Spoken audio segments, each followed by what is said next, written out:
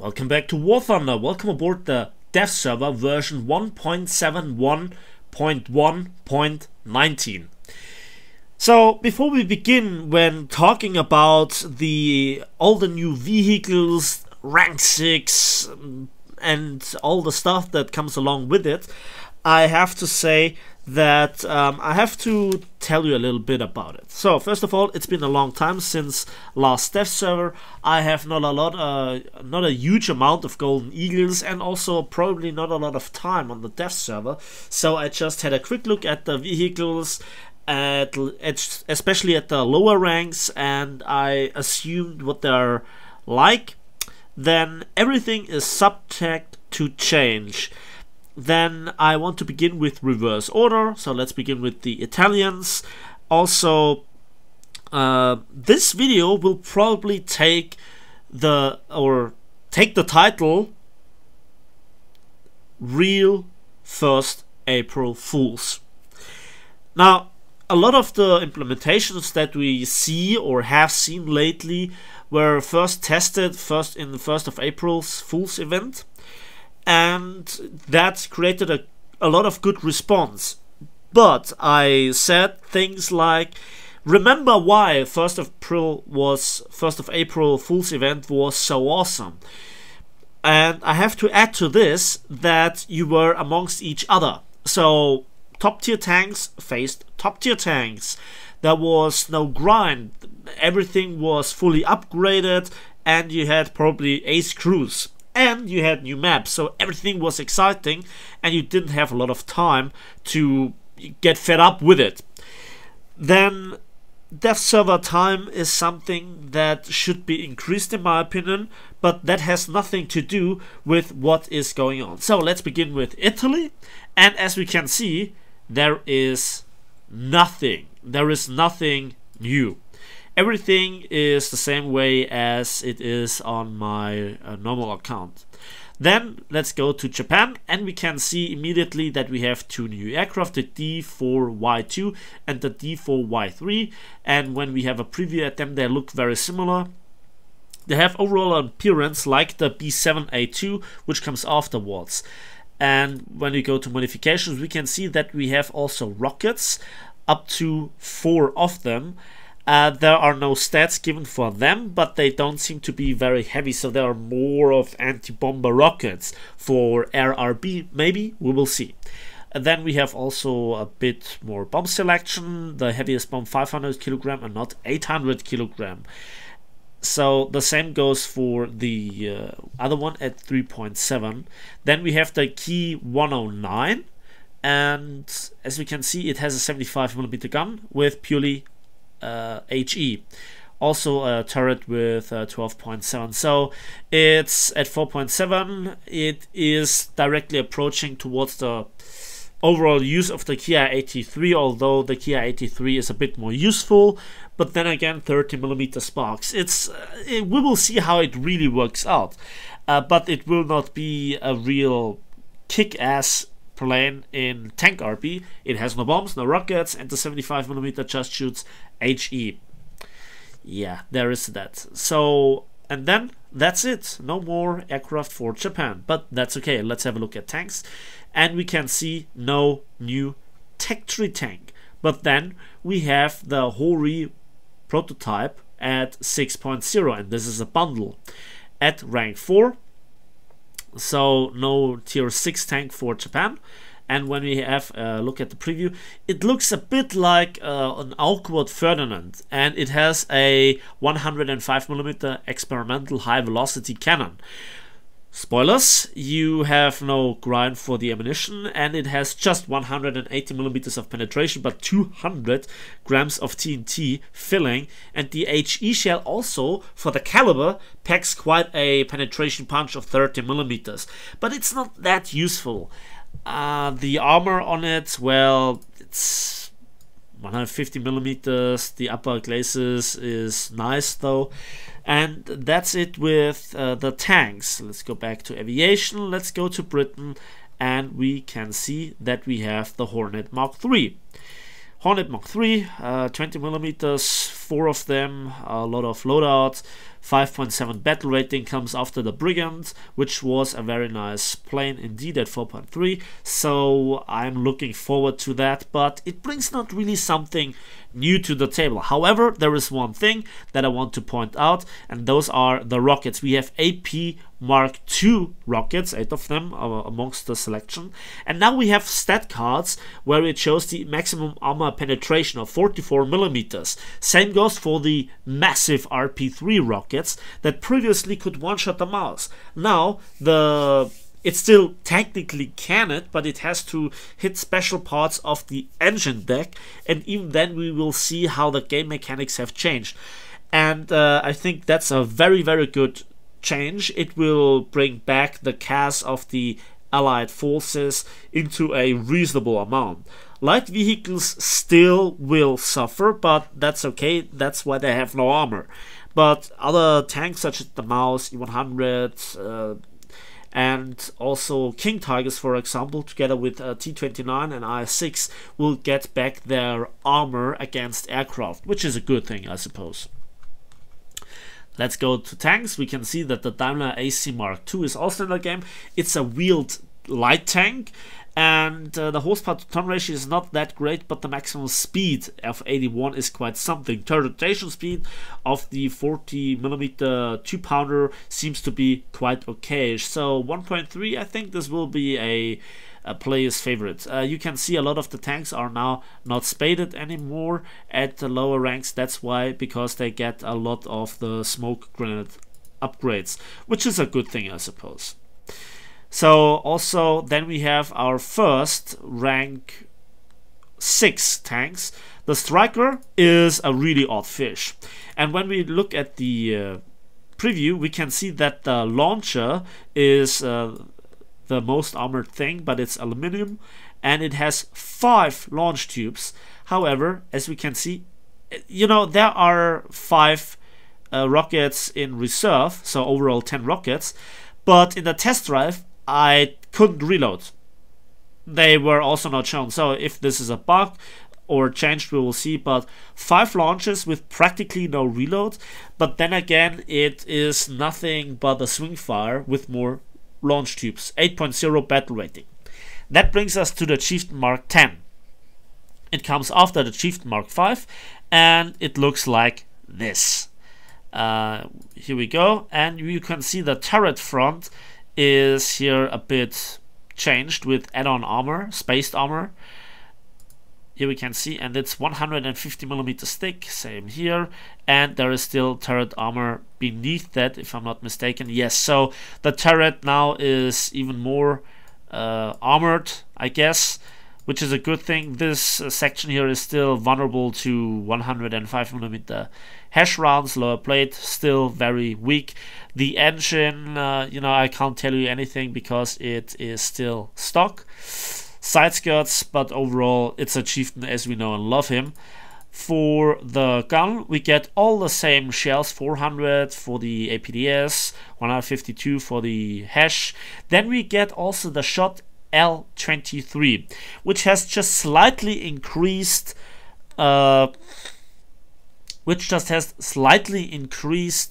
penetration against flat armor, but it seems to have a, I don't know how to say this, very good normalization against sloped armor. So it has a positive normalization. That means it digs itself into the armor instead of somewhat bouncing inside the armor, if you know what I mean with negative normalization, like APHE shells, for example. Heat FS shells have, for example, to give you an idea, no normalization at all, so they penetrate the line of sight, except if the fuse doesn't go off and they bounce at very extreme angles. So 8.3, same as the rank 5. That's interesting. So let's go back to aviation and to the Russians. And what do we have here? We have the Su-6 AM-42, and well, it comes before the Al-10 at the same at the battle rating of 5.0, so lower battle rating than the original Su-6 that we have in game. I did not test fly it, but there was something really nice. When you look at the modifications, it seems like it has upgraded 23mm cannons as well for the offensive armament, but we just can see 37mm in the stat card with 90 rounds. I suppose it's a bug, and it will be the upgraded 37mm belts and cannons. That's my best guess. It's not shown in the X-ray or something. It has a decent bomb selection and the second smallest bombs in the game. Those are 25kg bombs. However, they have still 37mm of maximum armor penetration, 29 meters of fragmentation dispersion. Yeah, that's quite something. And you have 16 of them, so you can carpet bomb a little bit with this thing. Then also the RS-132 rockets, of which you have 10, have 40mm of penetration. The RBS-132 have also 40mm of penetration, so that's a good thing, I guess. A huge variety of upgrades you have to grind through, so yeah. Then we have the BE6, which is, well, it's a mixture between a IL-28 and a Catalina. That's the best description. If we have a look at the preview, we can see that we have two turrets with dual 23mm here and here. We have two engines, which are huge and prominent. We also have a front gunner with a 23mm machine cannon. The armor, well, not too impressive, to be honest. The tail gun has a bit, to be honest.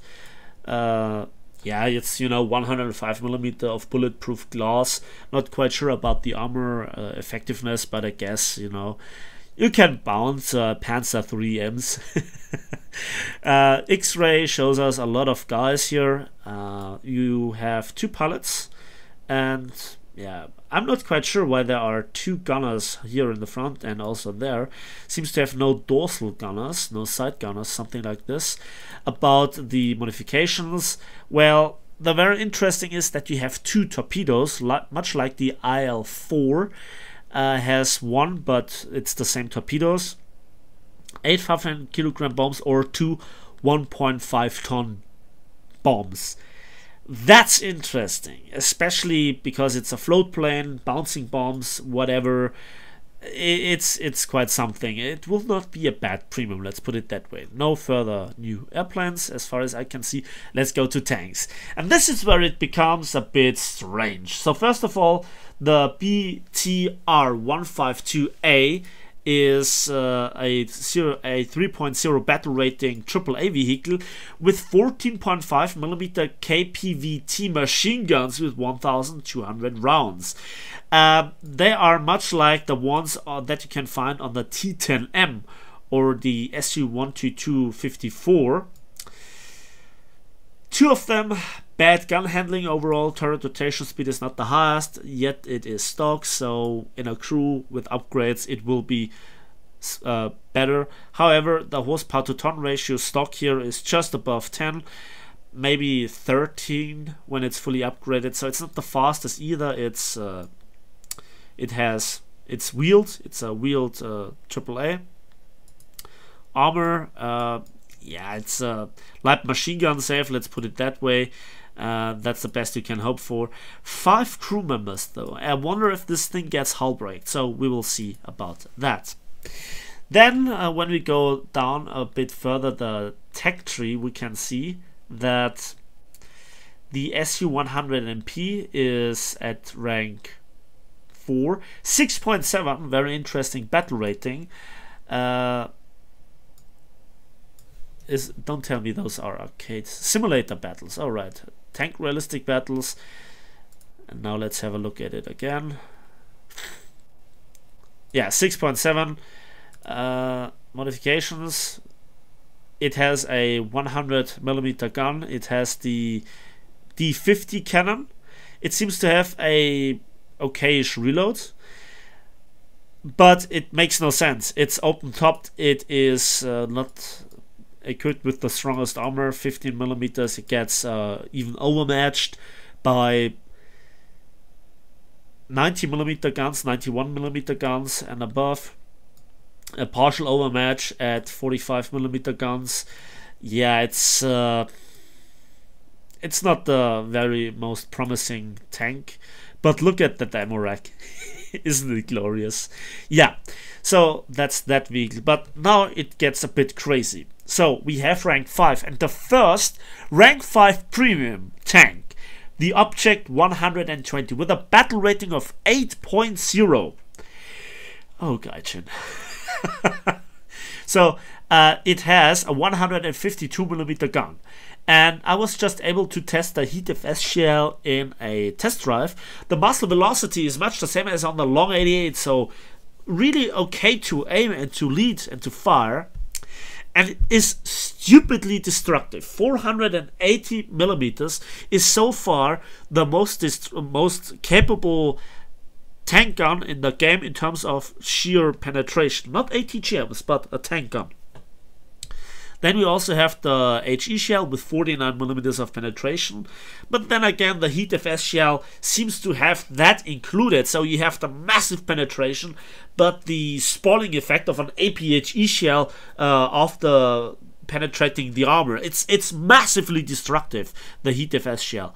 The APDS FS shell is also not too bad. 1710 meters per second is really fast. Must be one of the highest muzzle velocities in the game, and 405mm of penetration is much like the Chieftain, and very good normalization as well. Again, a bit negative, or no, positive normalization, so it seems to be awesome. Then BMP-1. That is a very awkward vehicle. It seems to have a 73mm gun that has the gun sound of the PT-76. It has 40 rounds, and you can see those are, you know, those are more or less, well, I give you the best explanation here, PG9s. Yeah, 300mm of penetration. You also have fragmentation, high explosive fragmentation grenades with 10mm of penetration. Decently fast reload. However, it's not so great to lead them. 665 meters per second. Muzzle velocity, not the best. Then we also have the missiles with 400mm of penetration, hand aiming, 3 kilometers range, so practically first generation, at battle rating 7.3. If that is not power creep at its finest just with this vehicle, I don't know. But then we come to the T-64A 1971 at 8.3 battle rating. So once you have enough rank 5 vehicles, you can directly try to research it, because it's not pressed into a line. And when we have a look at the modifications, it has a 125mm auto-loading, fully stabilized gun, and the AP FSDS shell is really destructive, 310mm of penetration, much like the T95E1 in terms of effect, which I really like. The upgraded 3BM12 has a bit more penetration and 1800 meters per second muzzle velocity. That is ridiculous. I'm really looking forward to play this tank. Then also the heat FS shell, 3BK12M, 440mm of penetration, much like on the T62. Also the high explosive, 47mm of penetration for the HE shell. For that caliber is very impressive, as the 152mm guns have 49mm of penetration, at least on the new 8.0 Object 120. Yeah, that's gonna be fun. Then let's go back to aviation, to the Germans, and we can see that the Germans get no new aircraft, so okay.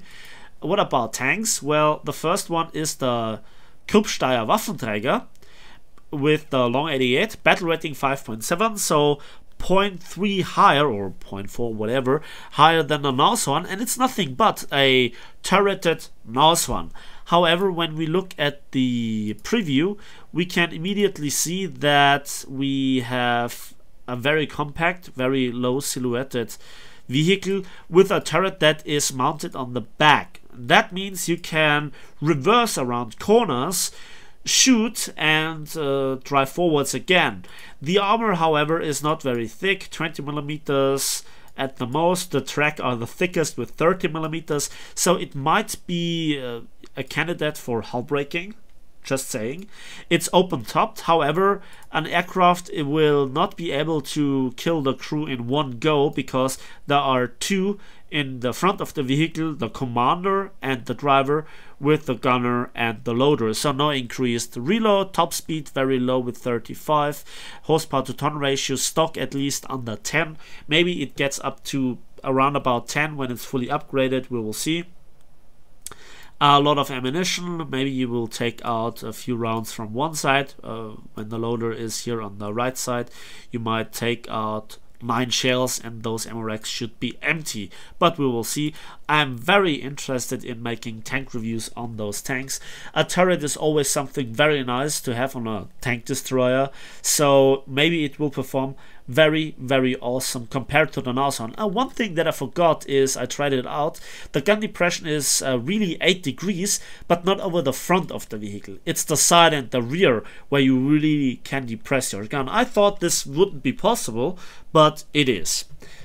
So keep that in mind. And then we come to the premiums. First of all, my E100 switched its place from being after the mouse, so where the Kampfpanzer 70 is right now, and it went into the premium vehicles section. It doesn't have the premium status though, and I still have to go for the smoke grenades. But then the premium at 7.3, Germany gets the Kampfpanzer M47. So fully upgraded, it also gets no heat defense shell. That is highly interesting. That is highly interesting. Historically accurate, I suppose. So please keep that in mind when you're looking for a premium. I say it's best to put a talisman on the Leopard A1A1 for faster grinding and getting the heat defense shell faster. That's my best guess right now. And then we come to the fantastic Kampfpanzer 70. It has a fantastic 152mm XM150E5 gun launcher with 48 rounds. And this is really what we kind of saw in the April Fools, more or less. This vehicle is stupidly fast, stupidly maneuverable. It has an amazing 20mm RH202 20mm cannon here as a secondary gun or a heavy machine gun, which can rack up airplanes. And you know, it has a lot of ammunition in one belt, I guess. MG3A1 coaxial, and this big gun, fully stabilized, very quick auto loading, reload mechanism.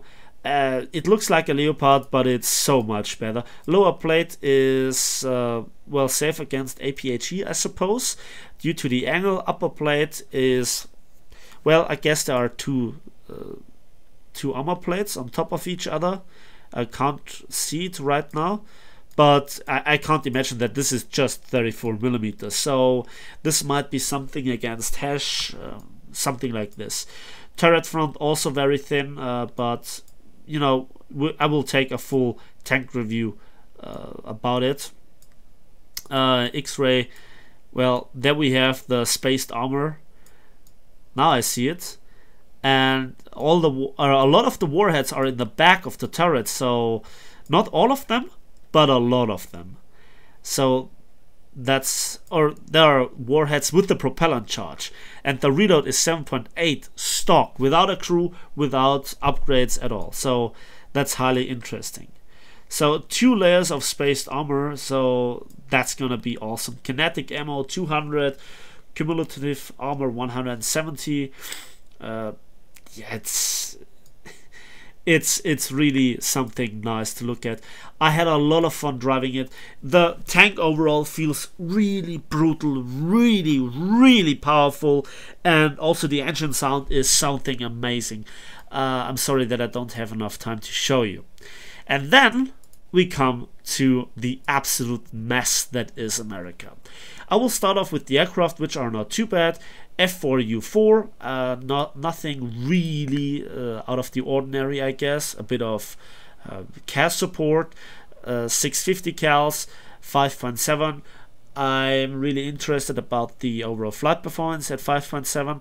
Then we have a new A26B 10 Invader at 5.0 and at 5.3, or the old one, the premium, at 5.3, the reward vehicle.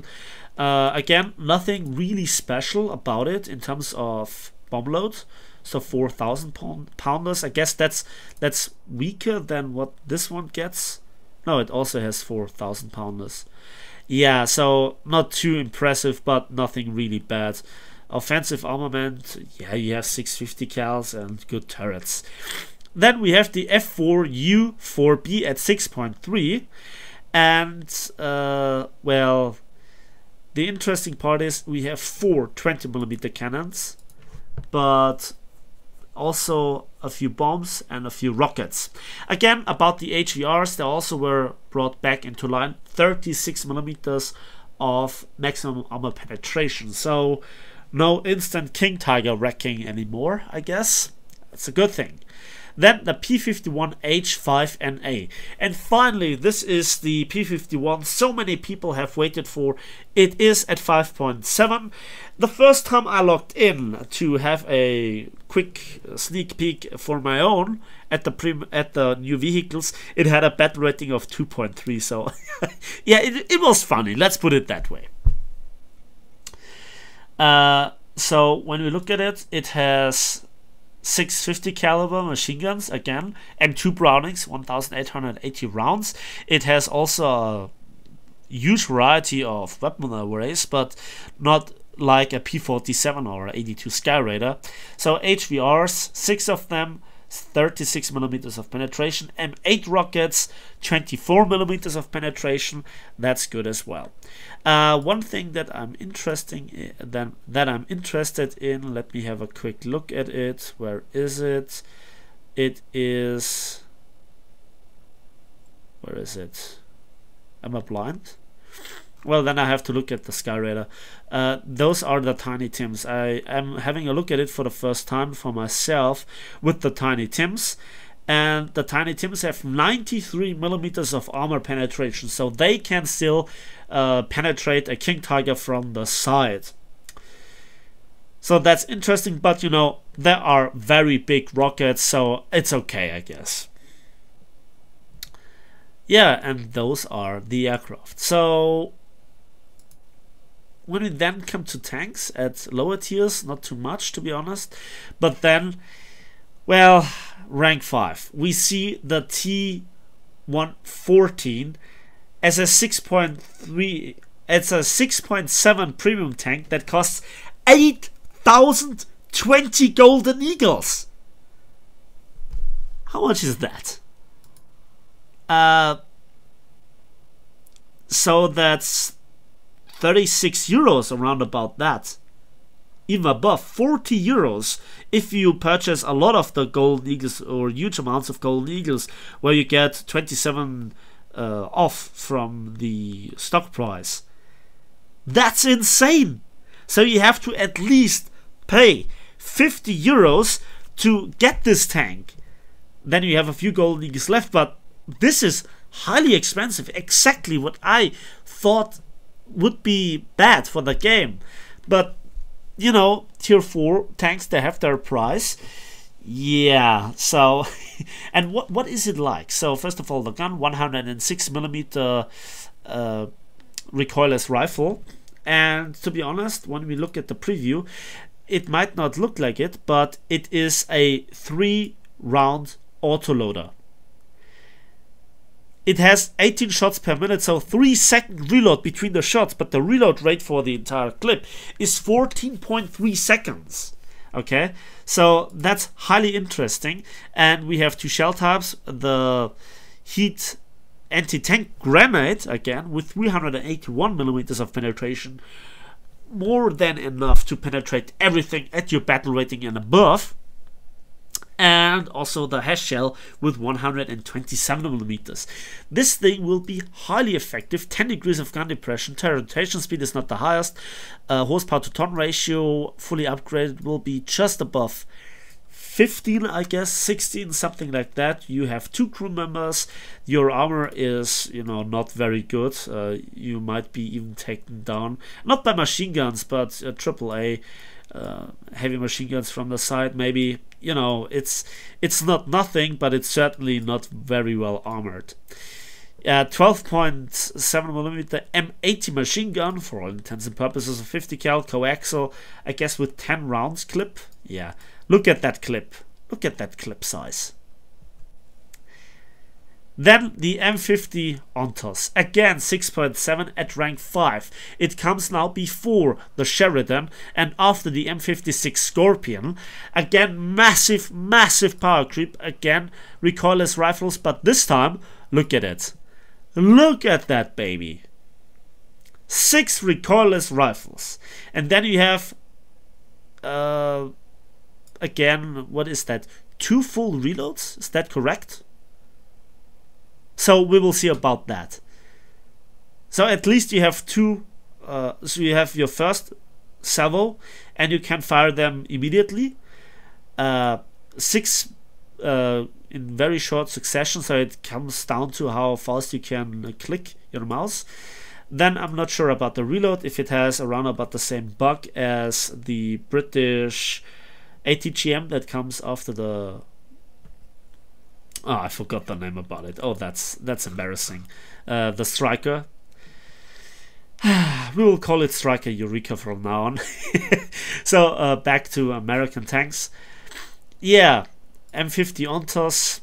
It's not really that nimble, not that small, but it also has 450 cals. Again, with just 10 round clips. I'm not sure where they are. There they are, but they are not listed in the X-ray, so just above the recoilless rifles. Very short clips, again 10-20 rounds, something like that. And the open-topped 7.62mm machine gun. Derp vehicle at its finest. And yeah, the armor very thin. Not that vulnerable to machine guns. Maybe a bit from the side, not even that, to be honest. So maybe 50 cals, but then again, your American tank. 2 crew members, fuel tank, transmission, engine in the front. Looks strange, to be honest, but okay. So, and then we are not done yet. We have the M60 A1 Rise P. It's not a Porsche, so that P is not for Porsche. And yes, it's Porsche, not Porsche, or something like that. Preview, and we can see the explosive reactive armor, and that is very interesting. Against kinetic shots, something like APHE, it gives you not a lot of protection or additional protection, but against I guess hash shells or heat FS shells it will work. But then again, you can see a lot of gaps in the armor. The side, the hull, still vulnerable. I think it will be very interesting if AAA vehicles can set off those platings. So yeah, that's gonna be fun.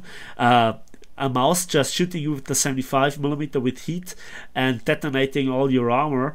The cupola is still vulnerable, so it's not a magic tank, just as I thought, but you know, I was not about to mention it for the sake of it. Yeah, then the modifications, when we look at the tank, very much the same as the M60A1 AOS. I guess it also will have a stabilizer. The heat shell also 400mm, but then we also have an additional AP FSDS shell with 360mm. Yeah, AP FSDS is much more reliable in my experience than normal APDS. And the damage effect is also higher. How much it actually affects this tank's performance, if this shell is worth going for it, we will see. However, the muzzle velocity is not extremely high, it's still very high, with 1501 meters per second. And I guess it's also having positive normalization. This is why I lately didn't do any kind of ammunition guide, because I really waited for that. And then we also come to the MBT 70 at 8.3. So let's have a look at that with the preview, and we can see it looks much like the German Kampfpanzer 70. The armor is, I guess, much the same. The gun is the same. However, the reload seems to be also the same. Rotation speed quick, it's also very fun to play. To be honest, much the same. I guess just the engine power is a bit weaker. But then again, I mean, you nearly have 25 to 30 horsepower per ton ratio, and a few horsepower per tons more or less is really not that much of a deal when you have this lethal combination of gun, reload, stabilizer, ammunition, protection. It's really a new era, I have to say, especially regarding the price of premiums. Oh guys, you never disappoint me when it comes down to money. You know, when I first had a look at this, I was a bit shocked. I was a bit angry. You know, I was saying when I did some kind of realistic expectations on new rank 6, I was like, guys, please don't get too hyped. It will be compression on top of that. And so on, and I was laughed at. Many people that wrote me private messages said, Gaijin, we'll fix this. This is, you know, their chance that they will take for decompressing. Yeah, really? Putting compression on top of that is not really fixing the issue. So, again, this is the dev server. Everything is subject to change. It's not final, and I hope it will not be final. It will get definitely changed in the upcoming weeks after the release. I have no idea when this patch goes live. I am as knowledgeable about that as you are. However, you kind of see where this is leading. It's getting more compression, not less, and even more power creep. M50 Ontos, T110, T114. It's gonna be really, really difficult to balance this in the first place. But to prematurely give up in terms of balancing it, or even trying to do that, we saw no increase of battle rating. The IT1 didn't go to rank 6 or any ATGM so far. Again, work in progress, dev server, but you know, they could have at least tried. They still can't do it. No damage is really done so far. But to be honest, it's an overall theme of further compression, an overall theme of further power creep. And the really best thing that I can see is that, well, the rockets were brought back into line, which was long overdue. That's the dev server for you. So, what do you think about it? I'm still excited for the new patch. Many more vehicles to grind for, many more tank reviews to come, many more game mechanics, a lot of test shooting that I'll do, and yeah, I think that sums it up pretty much. 8.3 still highest battle rating, so the rank 5 battles will be a big mess. The mouse now sees rank 6 tanks. Oh, glorious Gaijin. So, yeah. And by the way, one thing that I want to quickly add to that is that somebody gave me a link to a forum post where somebody really took the effort to dig into stats and informations about the APHEDS that I once mentioned, and he picked apart everything that I said. So first of all, well done for the research. Second of all, it clearly shows that nobody has interest in bringing back the mouse to life. Not Gaijin, not the community, so I'm okay with it. You know, currently, nobody needs to play the mouse to go to the Kampfpanzer 70.